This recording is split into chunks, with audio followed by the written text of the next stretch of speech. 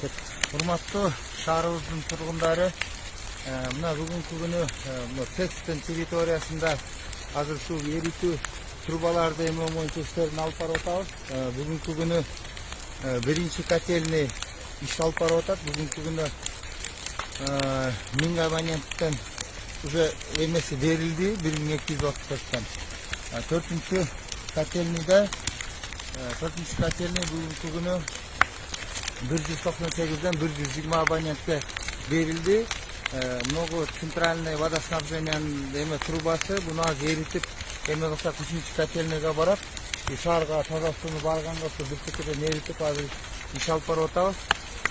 Андан сырткары 3-чү котельный боюнча бул суу бияктан сууну тартып баргыча биз бүгүнкү күндө сайдан дополнительный насос коюп ошол жактан трубаны